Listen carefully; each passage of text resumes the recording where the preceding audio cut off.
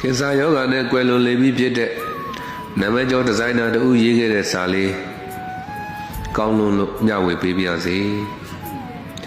လောကမှာတည်ခြင်းတရားထက်ပိုတဲ့အမှန်တရားဆိုတာမရှိပါဘူးရှင်တဲ့လောကမှာဈေးမြင့်ဆုံးဆိုတဲ့ကားတွေကျမအိမ်ကိုယ်တော်ထဲမှာရက်နေကြတယ်ဒါပေမဲ့ကျမဝီချဲနဲ့သွားနေပါတယ်လောကမှာအလားဆုံးစမ်းကြယ်ဆုံးဒီဇိုင်းဆန်းဆုံးဆိုတဲ့အဝတ်ထဲတွေကျမဗီဒီယိုထဲမှာပြည့်နေပါတယ်တဲ့ဒါပေမဲ့ကျမစေးယုံကပိုးသက်ထားတဲ့ဝိယုံဖြူကိုဝစ်ဆင်ထားပါတယ်မြောင်များလာစွာသောငွေတွေကျမရဲ့ဗန်စာအုပ်ထဲမှာအိပ်ပျော်နေကြပါတယ်ဒါပေမဲ့တစ်ချက်မှကျမအတွက်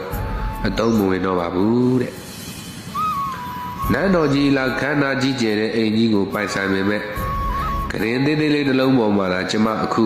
လဲလျောင်းနေပါတယ်တဲ့လဘဆုံးကျင်းငါးပွင့်ဟိုတယ်တွေမှာကျမခီးထွက်တဲခိုခဲ့ဘူးပါတယ်ဒါပေမဲ့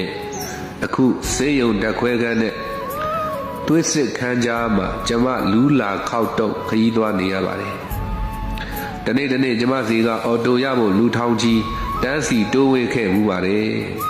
အခုတော့ဆရာဝန်ရဲ့လက်မှတ်တစ်ခုသာကျမအတွက်အော်တိုဂရက်ပါပွဲတွေများလို့တရက်ထဲသပင်ပုံစံ9မျိုးလောက်ပြောင်းလဲပြီးတော့အလှပြင်ခဲ့ရပါတယ်ဒါပေမဲ့ကျမခေါင်းပေါ်မှာဖီးစရာသပင်တမြင်းမှမကျန်တော့ပါဘူးတဲ့အရသာကောင်းဆုံးဆိုတဲ့ဟိုတယ်တွေမှာကျမစားတောက်ခဲ့ဘူးပါတယ်အခု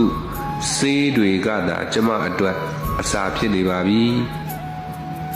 ကိုယ်ပိုင်ချက်လီရင်နဲ့ပျော်ရွှင်စွာပြန်တန်းနေခဲ့တဲ့ကျမ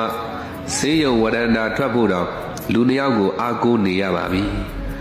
ကျမနေမအားညမအားကြိုးစားရှာခဲ့တဲ့စည်းစိမ်တွေတခုမှကျမကိုမကယ်နိုင်ခဲ့ပါဘူး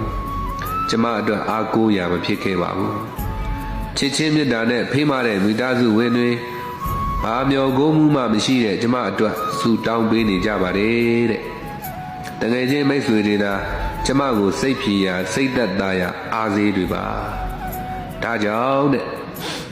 ကျမ်းမာနေတော့မှလူတိုင်းပေါ်မေတ္တာထားပါစေတနာထားပါမိသားစုဝင်တွေကိုအချိန်ပေးပါတကယ်ချင်းကောင်းနေရှာဖွေပါတဲ့ဘဝဟာတိတ်ကိုတိုးတောင်းလုံးပါတယ်တဲ့